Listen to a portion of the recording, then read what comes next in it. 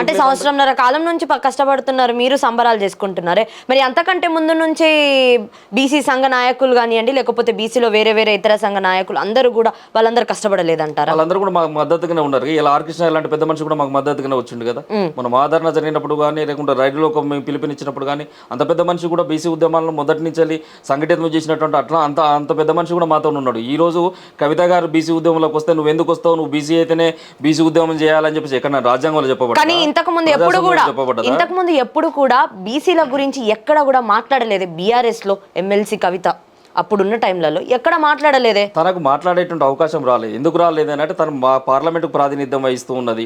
ఇలా పసుపు బోర్డు గురించి కానీ, లేకపోతే విభజన హామీల గురించి కానీ అనేక అంశాలపైన కవిత గారు పార్లమెంట్లో గలమెత్తిళ్ళు. ఇలా ఎట్లాంటి గలమెత్తకుండా ఎట్లాంటి పోరాటం చేయకపోతే ఆమెకు బెస్ట్ పార్లమెంటరీయర్ అనేటువంటి అవార్డు ఎట్లా వస్తుందండి?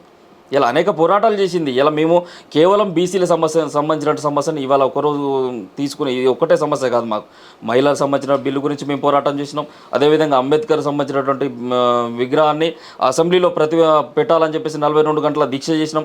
ఇలా ఈ యొక్క తెలంగాణ రాష్ట్రంలో 17 పార్లమెంట్ సెగ్మెంట్లు ఉంటాయి. 17 పార్లమెంట్ సెగ్మెంట్లకు ఇక్కడ ఈ ప్రాంతంలో యువత అంతా కూడా ఉద్యమాలతో డైవర్ట్ అయిపోయి నైపుణ్యం లేదు, స్కిల్ లేదని చెప్పేసి 17 సెగ్మెంట్లకు NSDC centers, national skill development centers తీసుకొచ్చినాం.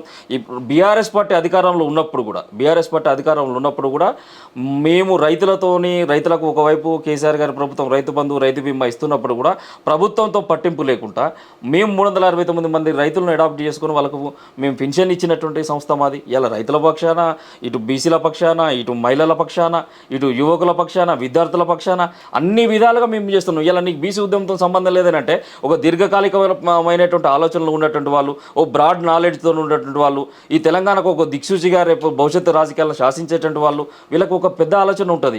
కేవలం మనము సంకుచితమైనటువంటి స్వభావంతో ఉంటే నాకెందుకు అని అనుకుంటాం. కానీ సంకుచిత స్వభావం కాదు కదా. దీర్ఘకాలిక ప్రయోజనాల్లో యావత్ జాతుల యొక్క సంక్షేమం, వాళ్ళ శ్రేయస్సును కోరుకునేటువంటి నాయకురాలు శ్రీమతి కవిత గారు కాబట్టి ఇలా బీసీ ఉద్యమాన్ని అందుకున్నది. ఈరోజు వీళ్ళు వద్దంటానికి నువ్వు బీసీవా, నువ్వు ఎట్లా ఇస్తావు, నువ్వు గౌడువా, నువ్వు ముదిరాజువా, నువ్వు యాదవ్వా అని చెప్పేసి ప్రశ్నించేటోళ్ళకి నేను ఒకటే సమాధానం చెప్తాను.